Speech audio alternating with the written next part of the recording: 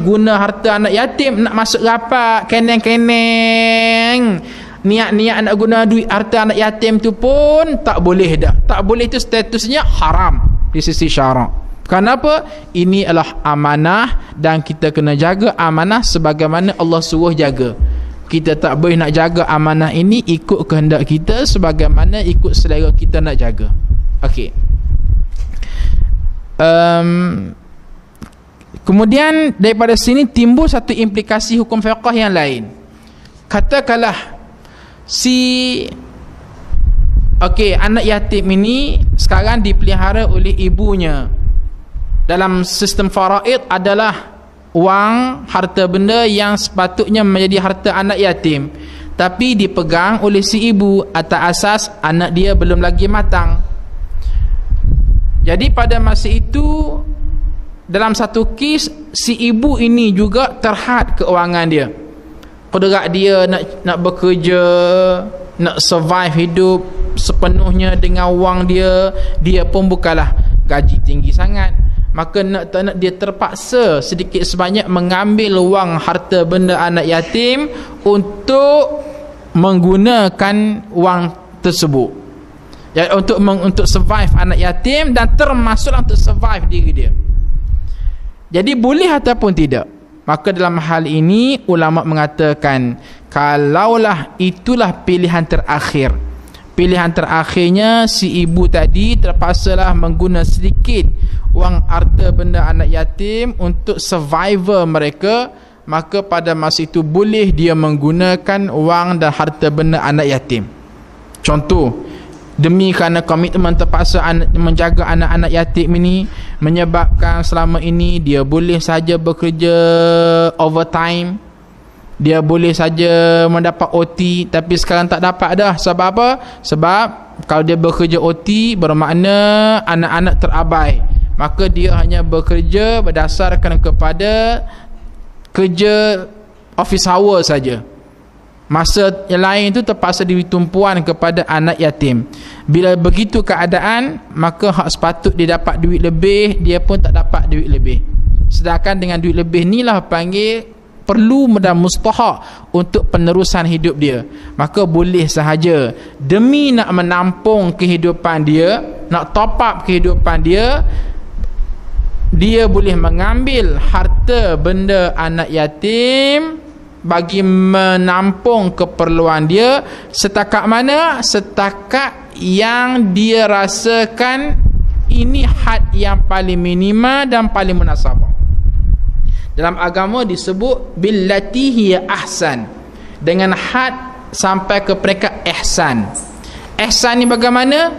Iaitu kalau dia ni jadi anak yatim dan dia tengok duit itu ada pada orang, tapi orang itu perlu juga menggunakan wang, kerana itulah sumber dia, masa diberikan kepada kita untuk menjaga kita. Maka kita yang menjadi anak yatim ni, tentu sekali kita kalau benar kata makcik saya beri setakat ni je. Kalau kata panggil RM200 sebulan, RM200 sebulan saja, tak lebih daripada tu. Itu gambaran bagi yang ada pada anak yatim. Baik, maka kita boleh guna wang dalam bentuk RM200 itu sajalah. Jadi ini dikatakan billati hiya ahsan. Kita boleh guna panggil wang harta benda anak yatim qadar mana? Qadar kalaulah kita yang jadi anak yatim tu berapa ringgit kita nak suruh yang menjaga kita ambil sebulan, dan tentu sekali semakin minima, maka itulah had yang kita boleh ambil untuk menjaga untuk keperluan hidup kita. Ini merupakan had-had yang ditentukan oleh syarak supaya kita cermat dalam soal menjaga harta benda anak yatim. Jangan sekali-kali abaikan dia. Illa billati hiya ahsan. Kalaulah perlu juga mengambil harta benda anak yatim, ambillah harta secara ihsan. Ihsan, okey, sekarang katakanlah orang panggil saya jaga harta anak yatim. Nak ulang sekali lagi ni, saya jaga harta anak yatim, ada duit RM50,000, ni anak yatim ni. berapa ringgit saya boleh guna wang daripada RM50,000, asas langsung tak boleh guna kalau untuk keperluan kita. Tapi kalau sampai ke pekak demi kerana menjaga dia, menyebabkan kehidupan kita terjejas, kita boleh mengambil sedikit wang harta benda anak yatim itu ikut qadar ihsan. Ihsan macam mana? Cuba kita anggap kalau aku jadi anak yatim dan anak yatim menjadi aku sekarang, berapa ringgit kalau si anak yatim tu boleh pandai berkata, wahai pakcik ambil RM100 sudahlah. Maka itulah yang kita kena ambil untuk diri kita, tak lebih daripada itu. Ambil qadar yang munasabah. Kemudian hatta yablugha asyuddah. Satu sudut yang lain, katakanlah panggil si anak yatim ini mulai sudah boleh berdikari, sudah besar, tibalah masa wang yang kita duk simpan amanah ni kita nak cair dan nak riliskan kepada dia. Jadi bagaimana sebelum kita nak beri semula kepada dia, nak kata wahai si Abu, semasa kecil kamu yatim dulu, ayah kamu ada meninggalkan wang sebanyak RM50,000. Sekarang tiba masa aku nak pulangkan semula wang itu kepada kamu. Jadi agama kata sebelum kita nak pulangkan wang itu kepada Abu RM50,000, kita mesti hatta yablugha asyuddah. Kita kena test terlebih dahulu. Test apakah dia ni pandai ataupun tak pandai mengurus ekonomi. Kalaulah kita beri RM50,000, tiba-tiba dia habiskan masa 3 hari, beli apa? Beli basikal, beli apa? Beli handphone yang mahal-mahal, beli DVD, beli apa panggil karaoke, jenuh kitanya. Jadi nak tak nak, kita mesti test terlebih dahulu. Dan sebaik-baik test ialah kita beli berdekek-dengkek sikit untuk memastikan apa, dan dalam masa yang sama kita membuat pemantauan apakah dia guna dengan sebaik mungkin ataupun dia gunakan untuk perkara membazir.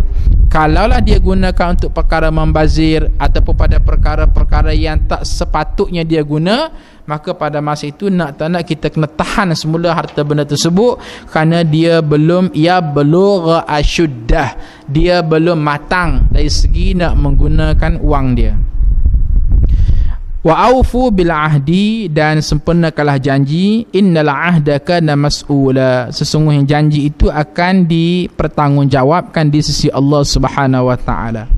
Maksud sempurnakan janji ini ialah amanah. Anak yatim merupakan satu amanah. Soalan timbul di sini, siapakah kumpulan yang paling berhak dan paling dipertanggungjawabkan dalam menjaga masalah anak yatim? Jawabnya yang paling sekali ialah jiran dia.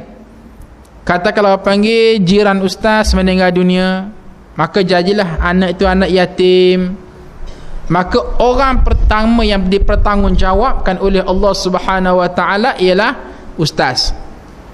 Ustaz akan disoal di sisi Allah Subhanahu wa taala, wahai Azhar Yaqub, sejauh mana kamu cakna dan prihatin kepada anak yatim? Kalau ustaz ambil mudah, tak peduli, langsung tak tanya khabar, maka ustaz berdosa di sisi Allah Subhanahu wa taala. Baik. Selepas daripada ustaz, maka komiti masyarakat. Komuniti masyarakatlah yang bertanggungjawab dalam menjaga kebajikan anak yatim. Kata kalau panggil, okey, di Seri Gombak ni kita ada dengar cerita ada anak yatim. Tanggungjawab kontrak sosial, seluruh ahli jemaah masyarakat di Seri Gombak wajib prihatin dan cakna kepada anak yatim. Jika sekiranya anak yatim ini terus terabai dan terbiar, maka siapa yang berdosa? Yang berdosa seluruh ahli jemaah, seluruh orang Islam di sekitar Seri Gombak ini. Kenapa? Kerana pada masa itu mereka telah mengabaikan tanggungjawab yang bersifat fardu kifayah kepada mereka. Ni penting tak penting kita kena raih kepada anak yatim. Adapun tanggungjawab kerajaan dalam konteks anak yatim ini ialah tanggungjawab yang terakhir.